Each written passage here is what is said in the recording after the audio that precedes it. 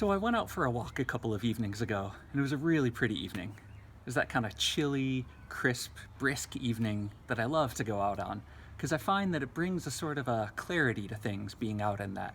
It brings truth home to rest. And so I found very quickly as I walked along that my head started to rise up from that downward angle of having been looking at screens all day, and it lifted to the upward angle where I could look at the skies, look at the stars, and it was actually kind of a cloudy evening. It was really hazy in a lot of patches, but where it was clear, it was crystal clear, and the stars shone with that extra kind of bright twinkle that they get on these chilly sort of evening. There's a lot of Bible passages that talk about the stars and about the skies. God tells Abraham to look up and count the stars if he is able, and he promises him that the descendants that he will give him will be like that number of stars. And then the psalmist David, he writes, Lord, when I consider the heavens, when I look at the moon and the stars that you have created, what is a human being that you are mindful of her? And another psalmist later writes that God knows precisely how many stars there are, and that God calls them each by name. And of course, all of these point back to that one verse early in the very beginning of the Bible where God says, "Let there be light." Before the moon and the sun and the stars are even created, let there be light. And there was light, and it was good.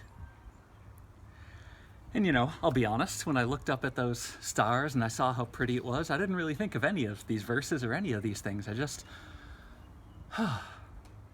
paused, took a deep breath, and said, it's a pretty evening out. And I continued on my way. And if that would have been the end of the walk, that'd be a pretty good walk, really, all in all. But that wasn't the end of it. And as I walked along, it started to strike me, the light from those stars comes from beyond a world that knows the coronavirus. Not just by distance, not just because they're really far away, but by time. It takes about 8 minutes or so for the light from the sun to reach us. And the light from the next closest star takes 4 years to get here. 4 years before the first person was ever infected by this virus, before social distancing, before safer at home orders. All these things have been happening, and that light has continued to travel to us, faithfully crossing the heavens to reach us, standing here. And other stars are even further away from that. The next closest star after that, they're getting to be decades and centuries away. Billions of people have lived and died in that amount of time. Nations have risen and fallen, and still the light from those stars has come and come. And on a really clear night, if you look up and you look at the right part of the sky, you can see the Andromeda Galaxy. That one is 2.5 million light years away. All of recorded history and more. And that light has continued to travel and come faithfully closer and closer until it greets us and meets our eyes. So I walked along, not forgetting about that virus that was plaguing us today, not forgetting about all the things that are happening around us, but reflecting as well on the faithfulness of a God who said, "Let there be light." And that light continued to shine even in dark and tumultuous times.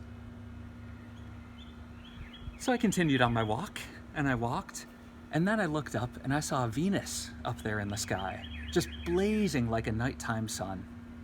And I thought, Venus, the light from that planet, is coming with the full knowledge of coronavirus, the full knowledge of what's happening here. It's only just minutes for that light to reach us. It knows about all that's going on, and still, that light continues and it reaches us.